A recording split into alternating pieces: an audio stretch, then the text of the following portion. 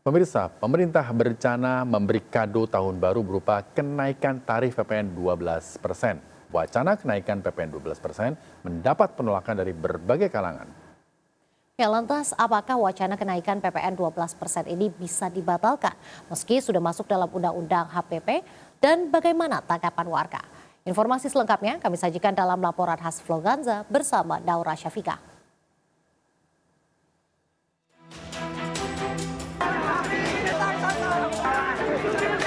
Halo, kembali lagi di Floganza. Kenaikan PPN 12% menjadi perhatian publik. Dan dari pemerintah beralasan bahwa kenaikan PPN 12% ini merupakan amanat dari Undang-Undang Harmonisasi Peraturan Perpajakan. Bahkan untuk petisi yang menolak kenaikan PPN 12% ini sudah ditandatangani lebih dari 200.000 orang. Lantas, bagaimana caranya untuk membatalkan kenaikan PPN 12% dan bagaimana tanggapan warga? Mari kita cari tahu. Ternyata kenaikan tarif PPN 12% dapat dibatalkan dengan adanya penerbitan peraturan pemerintah oleh Presiden Prabowo Subianto. Seperti di Undang-Undang HPP Pasal 7 Ayat 3, tarif PPN dapat diubah menjadi yang paling rendah di angka 5%, kemudian yang paling tinggi di angka 15%. Kemudian untuk Undang-Undang HPP Pasal 7 Ayat 4, PPN yang disebutkan dalam Ayat 3 diatur oleh peraturan pemerintah yang disampaikan oleh pemerintah kepada DPR untuk kemudian dibahas dan juga disepakati dalam penyusunan RAPBN. Selain penerbitan peraturan pemerintah, ternyata tarif kenaikan PPN 12% juga dapat dibatalkan melalui judicial review oleh Mahkamah Konstitusi. Secara konstitusional bukan berarti Presiden tidak bisa sama sekali mengubah atau membatalkan aturan PPN 12% tersebut sebelum 1 Januari 2025. Masih bisa.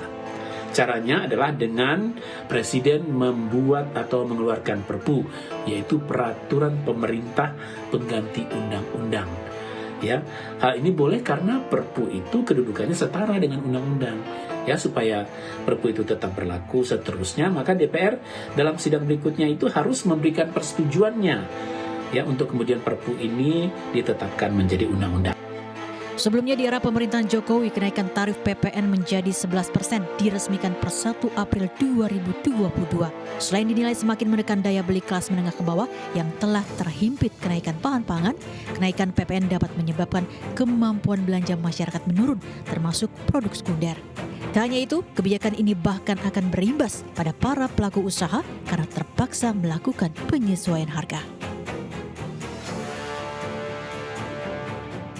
Jika tarif PPN 12% diterapkan, maka Indonesia menjadi salah satu negara di ASEAN dengan PPN yang tertinggi bersanding dengan Filipina. Lantas, bagaimana tanggapan warga? Langsung saja kita tanyakan. Kalau tujuannya untuk negara, misalnya dilibatkan untuk rakyat kecil ya. Kalau rakyat kecil sih kayak kurang nggak setuju ya, karena kan kasihannya mereka yang baru dilihat penghasilannya. Mungkin kalau untuk menengah ke atas sih nggak apa-apa gitu. Oke.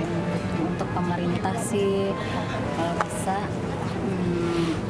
melihat rakyat kecil lah gitu ya, untuk lebih disejahterakan gitu. Oke deh kalau gitu. Sip. Terima kasih banyak Kak Nirmal atas waktunya. Saya nggak setuju, Kak. Butuh keadilan buat para pedagang sama rakyat kecil sipil gitu, Kak. Sama rakyat kecil juga ya. Oke deh kalau gitu. Meski pemerintah menyampaikan kenaikan pajak ini hanya dikenakan untuk barang mewah, tetap saja masyarakat merasakan dampaknya yang luar biasa. Sehingga pemerintah harus mengevaluasi kembali dengan adanya kebijakan tarif PPN 12%. Terlebih alasan dari adanya kenaikan tarif PPN 12% ini untuk melunasi hutang negara. Lalu adilkah bagi rakyat kecil untuk menanggung kenaikan PPN demi melunasi hutang negara? Demikian Floganza kali ini bersama dengan saya Naura Syafika dan juru kamera Suryali Santoso. Sampai jumpa.